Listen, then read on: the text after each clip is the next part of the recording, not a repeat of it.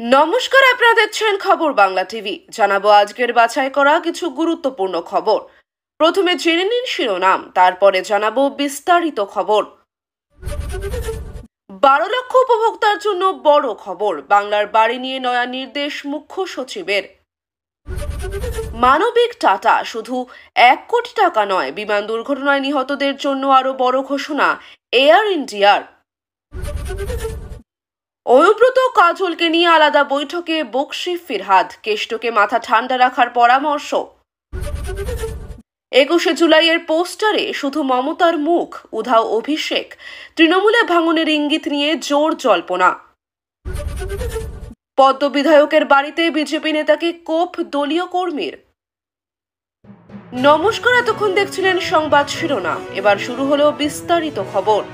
12 লক্ষ উপভোক্তার জন্য বড় খবর, বাংলার বাড়ি নিয়ে নয়া নির্দেশ মুখ্য সচিবের। আগামী বছর রয়েছে বিধানসভা নির্বাচন, তার আগে জোর কদমে কাজ চলছে বাংলার বাড়ি প্রকল্পে। এরই মধ্যে গুরুত্বপূর্ণ বৈঠক করল রাজ্য সরকার।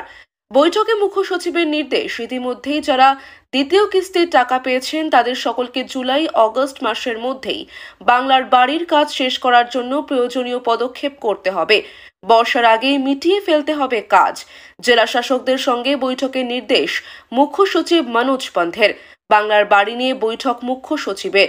সূত্রের খবর, বৈঠকে মুখ্য সচিব জেলা শাসকদের বলেন, ছোট ছোট করে টিম তৈরি করুন। টিমগুলি প্রয়োজনে বাড়িতে বাড়িতে গিয়ে কাজের পর্যালোচনা করবে, কাজের গতি বাড়াতে হবে।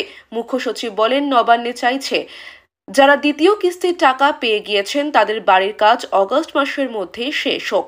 সম্প্রতি এই নিয়ে মুখ্য সচিব বলেন, শুধুমাত্র ডেটা তৈরি করলেই হবে না, টাকা পেয়েও যারা বাড়ি তৈরি করছেন না সেই সব উপভোক্তাদের বাড়ি বাড়ি গিয়ে উৎসাহ যোগাতে হবে।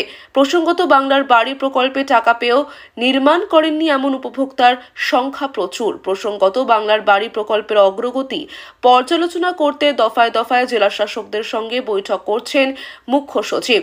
সূত্রের খবর, ইতিমধ্যেই বাংলার 9 লক্ষ উপভোক্তা দ্বিতীয় কিস্তির টাকা পেয়ে গিয়েছেন। বাকিরাও যাতে দ্রুত সেই টাকা পান সেই লক্ষ্যে ব্যবস্থা প্রতিটি জেলা প্রশাসনকে নির্দেশ পাঠিয়েছে নবান্ন।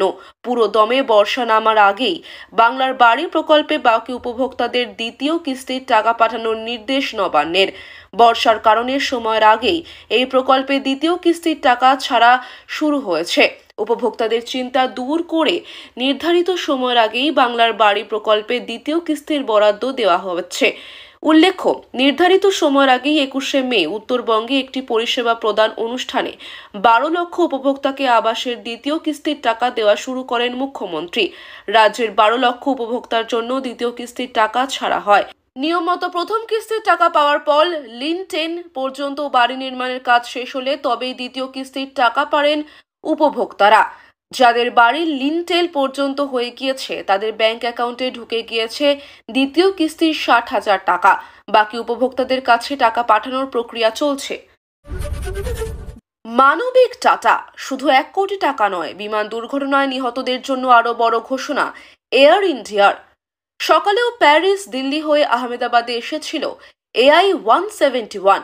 কেউ জানত না লন্ডনের উদ্দেশ্যে রওনা দেওয়ার মিনিট খানেক পরই ভেঙে পড়বে এয়ার ইন্ডিয়ার বিমান।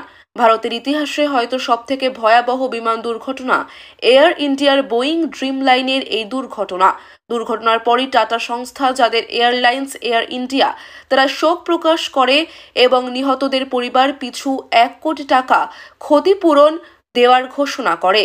বিজে হাসপাতালের হোস্টেল, যার উপরে বিমানটি ভেঙে পড়েছিল, সেটিও পুনর্নির্মাণ করে দেওয়ার প্রতিশ্রুতি দিয়েছে টাটা গ্রুপ। এবার এয়ার ইন্ডিয়ার তরফে আরও ক্ষতিপূরণের ঘোষণা করা হলো। এদিন এয়ার ইন্ডিয়ার তরফে এক্স পোস্টে বলা হয়, বর্তমানে আর্থিক প্রয়োজন মেটাতে এয়ার ইন্ডিয়া 25 লাখ টাকা করে সকল নিহতদের পরিবারকে ও যে ব্যক্তি জীবিত রয়েছেন তাকে দেবে।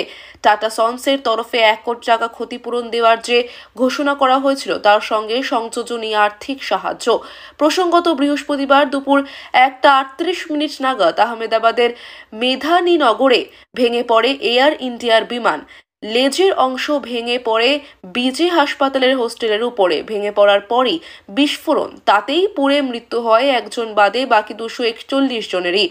হোস্টেলের ক্যান্টিনে খেতে আসা একাধিক মেডিকেল পড়ুয়ারও মৃত্যু হয়েছে। এখনো পর্যন্ত মৃতের সংখ্যা বেড়ে দাঁড়িয়েছে 270-এ।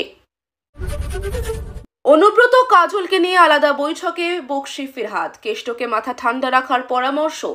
অনুব্রত কাজলকে নিয়ে আলাদা বৈঠকে বকশী ফিরহাদ, কেষ্টকে মাথা ঠান্ডা রাখার পরামর্শ। জেলা রাজনীতিতে অনুব্রত এবং কাজলের রেষারেষি সর্বজন বিদিত। স্বভাবতই তাদেরকে নিয়ে ফিরহাদের এই বৈঠক আলাদা করে কৌতূহল তৈরি করেছে দলের অন্যান্য নেতা কর্মীদের মধ্যে। দি ওয়ার্ল্ড ব্যুরো এসেছিলেন দলের 21শে জুলাইয়ের প্রস্তুতি কমিটির বৈঠকে যোগ দিতে। তবে কে জানতো সেখানে চমক অপেক্ষা করে আছে বীরভূমের তৃণমূল নেতা অনুব্রত মণ্ডল এবং কাজল শেখের জন্য। কাজল আগেই পৌঁছে গিয়েছিলেন 21শে জুলাইয়ের প্রস্তুতি বৈঠকে। দুপুর 12:55 নাগাদ অনুব্রত সেখানে আসতেই তাদেরকে নিয়ে মূল বৈঠক স্থল ছেড়ে ভবানীপুরে দলের রাজ্য সভাপতি সুব্রত বক্সির অফিসে পৌঁছন দলের বীরভূমের দায়িত্বপ্রাপ্ত নেতা ফিরহাদ হাকিম। তারপর বীরভূমের দুই নেতাকে নিয়ে শুরু হয় রুদ্ধদ্বার বৈঠক। ওই বৈঠকে বক্সি এবং ফিরহাদের পাশাপাশি ছিলেন আশিস বন্দ্যোপাধ্যায় ও অরূপ বিশ্বাসও। জেলা রাজনীতিতে অনুব্রত এবং কাজলের রেষারেষি সর্বজন বিদিত। স্বভাবতই তাদেরকে নিয়ে বক্সি ফিরহাদের এই বৈঠক আলাদা করে কৌতূহল তৈরি করেছে দলের অন্যান্য নেতা কর্মীদের মধ্যে। বছর ঘুরলেই রাজ্যের বিধানসভা নির্বাচন, তার আগে জেলায় দলের গোষ্ঠী দ্বন্দ্বে রাশ টানতে ফিরহাদের এই বৈঠক বলে তাদের দলের একাংশের অভিমত। সূত্রের খবর, বক্সি ববি হাকিমরা কেষ্ট কাজলের উদ্দেশ্যে বলেছেন, সামনে ভোট, একসঙ্গে মিলেমিশে কাজ করতে হবে। প্রকাশ্যে একে অপরের বিরুদ্ধে মন্তব্য করা যাবে না।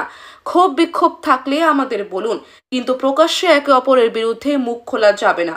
সূত্রের খবর, এদিন বৈঠকে অনুব্রত মণ্ডলকে মাথা ঠান্ডা রাখার কথা বলেছেন বক্সি ববিরা। সম্প্রতি বীরভূমের আইসিকে গালিগালাজ, হুমকি এবং তার মা ও স্ত্রীর উদ্দেশ্যে কদর্য ভাষা ব্যবহার করার অভিযোগ উঠেছিল কেষ্টর বিরুদ্ধে। সোশ্যাল মাধ্যমে ভাইরাল সেই অডিও ঘিরে অস্বস্তিতে পড়ে দলও। দলের নির্দেশে ক্ষমা চেয়ে বিবৃতিও দেন কেষ্ট। তবে ওই ঘটনায় তাঁর বিরুদ্ধে পুলিশে মামলা রয়েছে। ভাইরাল অডিও অনুব্রতর ভাষা নিয়ে সমাজেও নিন্দার ঝড় ওঠে। এই ধরনের ঘটনার পুনরাবৃত্তি ঠেকাতে এদিনের বৈঠক থেকে তাঁকে মাথা ঠান্ডা রাখার পরামর্শ দেওয়া হয়েছে। 21শে জুলাইয়ের পোস্টারে শুধু মমতার মুখ, উধাও অভিষেক। তৃণমূলে ভাঙনের ইঙ্গিত নিয়ে জোর জল্পনা। আগামী 21শে জুলাই শহীদ দিবস। 26-এর বিধানসভা নির্বাচনকে সামনে রেখে এবারের 21শে জুলাইকে বাড়তি গুরুত্ব দিতে চলেছে শাসক শিবির। সেই উপলক্ষে তৃণমূল কংগ্রেসের তরফে শুরু হয়ে গিয়েছে বিশাল সমাবেশের প্রস্তুতি। শনিবার ভবানীপুরের দলীয় কার্যালয়ে একটি গুরুত্বপূর্ণ বৈঠক করে তৃণমূল কংগ্রেস। সেই বৈঠক শেষে সাংবাদিক সম্মেলনে দলীয় সাংসদ সুদীপ বন্দ্যোপাধ্যায় জানান, এবার 21শে জুলাইয়ের পোস্টারে থাকবে শুধুমাত্র মমতা বন্দ্যোপাধ্যায়ের ছবি। দলের সর্বভারতীয় সাধারণ সম্পাদক অভিষেক বন্দ্যোপাধ্যায়ের ছবি থাকবে না। কেন, সেই ব্যাখ্যায় সুদীপ বাবু বলেন, ক্যামাক স্ট্রিটের দফতর থেকে যে পোস্টার দেওয়া হয়েছে তাতে কেবল মমতা বন্দ্যোপাধ্যায়েরই ছবি রয়েছে এবং এটা অভিষেক নিজেই চেয়েছেন। উল্লেখ্য, অভিষেক 2011 সালে তৃণমূলে যোগ দেন এবং দলের যুব সংগঠনের সভাপতি হন। এরপর থেকে তিনি দলের সেকেন্ড ইন কমান্ড হিসেবে উঠে আসেন, কিন্তু তার ছবি পোস্টার থেকে বাদ দেওয়ার বিষয়টিকে ঘিরে রাজনৈতিক মহলে শুরু হয়েছে নানান জল্পনা। উল্লেখ্য, গত বছর নেতাজি ইন্ডোর স্টেডিয়ামে এক সমাবেশে অভিষেকের ছবি না থাকায় দলের অন্তরেই বিক্ষোভ তৈরি হয়েছিল। কুণাল ঘোষের মতো নেতারা এই নিয়ে প্রকাশ্যে মুখ খুলেছিলেন। এবার যাতে তেমন কোনো বিতর্ক না হয় তা নিয়ে আগে ভাগে সতর্ক অবস্থান নিল দল। বৈঠক শেষে সাংবাদিকদের প্রশ্নের উত্তরে সুদীপবাবু বলেন, ক্যামাক স্ট্রিটের দফতর থেকে যেসব পোস্টার পাঠানো হয়েছে তাতে শুধুমাত্র মুখ্যমন্ত্রী মমতা বন্দ্যোপাধ্যায়ের ছবি রয়েছে। পাশাপাশি তৈরি আরও জানান, অভিষেক নিজেই বলেছেন যেহেতু তিনি 21শে জুলাইয়ের ঘটনার সময় উপস্থিত ছিলেন না, তাই তার ছবি পোস্টারে না থাকায় যুক্তিযুক্ত। রাজনৈতিক পর্যবেক্ষকদের মতে মমতা বারবার দলীয় সভায় সাফ বার্তা দিয়েছেন, সরকার যেমন তার হাতেই, সংগঠনেও শেষ কথা তিনিই বলবেন। এমনকি আরো 10 বছর দল চালানোর ইচ্ছাও প্রকাশ করেছেন তিনি। পরে এবারের 21শে জুলাই অভিষেকের ছবি না থাকা এই বার্তাকেই আরো জোরালো করল বলেই মনে করছে রাজনৈতিক মহল। 1993 সালের 21শে জুলাই বাম সরকারের আমলে পুলিশের গুলিতে নিহত হয়েছিলেন 13 জন তৃণমূল কর্মী। সেই শহীদদের স্মৃতিতে প্রতি বছর এই দিনটি পালন করেন মমতা বন্দ্যোপাধ্যায়। যেহেতু সেই সময় অভিষেক রাজনীতিতে ছিলেন না, তাই এবার তিনি নিজেই সরে দাঁড়ানোর বার্তা দিয়েছেন, এমনটাই দাবি সুদীপের ফিরহাদের। তবে এই ছবি বিতর্ক নতুন কোনো ইস্যু নয়। 2023 সালে নেতাজি ইন্ডোরের এক সভাতেও শুধু মমতার ছবি ছিল, অভিষেকের ছবি না থাকায় কুণাল ঘোষ প্রশ্ন তুলেছিলেন। আবার 2025-এর শুরুতে অভিষেকের দফতর থেকে প্রকাশিত ক্যালেন্ডারে তার বিরাট ছবি ঘিরেও শুরু হয়েছিল বিতর্ক। পরে সেটি বদলে দেয় রাজ্য নেতৃত্ব। এরপর ফের ফেব্রুয়ারিতে নেতাজি ইন্ডোরের দলীয় সভায় দেখা যায় শুধুই মমতার ছবি। সব মিলিয়ে 21শে জুলাইয়ের সমাবেশকে ঘিরে যে রাজনৈতিক রূপরেখা তৈরি হচ্ছে, তাতে সুপ্রিমো মমতা বন্দ্যোপাধ্যায়ের একক নেতৃত্বকেই বারবার সামনে তুলে ধরা হচ্ছে। আর অভিষেকের ছবি না থাকা সেই বার্তাকেই আরো সুদৃঢ় করল বলেই মত রাজনৈতিক মহলের। 21শে জুলাইয়ের রেকর্ড ভাঙা ভিড়ের বার্তা। সুদীপ বন্দ্যোপাধ্যায় আরও জানান, এবারের 21শে জুলাই সমাবেশ হতে চলেছে ঐতিহাসিক। তিনি বলেন, রাজ্য সভাপতি সুব্রত বক্সির নেতৃত্বে জেলা সভাপতিদের নির্দেশ দেওয়া হয়েছে যাতে সব জেলা থেকে বিপুল কর্মী সমর্থক জার্লিতে অংশ নেয়। জার্লির প্রস্তুতির মাঝেই বীরভূমে গোষ্ঠী দ্বন্দ্বে হস্তক্ষেপ। শনিবারের বৈঠকে বীরভূমের দুই প্রভাবশালী নেতা অনুব্রত মণ্ডল ও কাজল শেখ দলীয় নেতৃত্বের সঙ্গে বৈঠকে বসেন। দীর্ঘদিন ধরে বীরভূমে বারে বারে সামনে এসেছে গোষ্ঠী কোন্দলের ছবি। সম্প্রতি বোলপুর থানার আইসিকে কদর্য ভাষায় আক্রমণ করে দলেরই একাংশের রোষানলে পড়েন অনুব্রত। দলীয় নির্দেশ মেনে সেই ঘটনার পর তড়িঘড়ি ক্ষমাও চেনেন কেষ্ট। এবার শীর্ষ নেতৃত্ব তাদের স্পষ্টভাবে জানিয়ে দিয়েছে, দলের ঐক্য রক্ষা করে একসঙ্গে কাজ করতে হবে এবং নিজেদের মধ্যে অন্তর্দ্বন্দ্বকে দূরে সরিয়ে দলীয় স্বার্থে একসঙ্গে কাজ করতে হবে। 2026 সালের বিধানসভা নির্বাচনকে সামনে রেখে এই পদক্ষেপ বলে দলীয় সূত্রে জানা যাচ্ছে। পদ্ম বিধায়কের বাড়িতেই বিজেপি নেতাকে কোপ দলীয় কর্মীর। উত্তর 24 পরগনার বনগাঁ দক্ষিণ কেন্দ্রের বিজেপি বিধায়ক স্বপন মজুমদারের বাড়িতেই রণক্ষেত্রের চেহারা নিল রাজনৈতিক গোষ্ঠী কোন্দল। জমি সংক্রান্ত বিবাদ থেকে উত্তেজনা ছড়িয়ে পড়ল হিংসায়। অভিযোগ, দলের দা কূপে গুরুতর জখম হলেন বিজেপির বুথ সভাপতি রামপ্রসাদ শিকদার।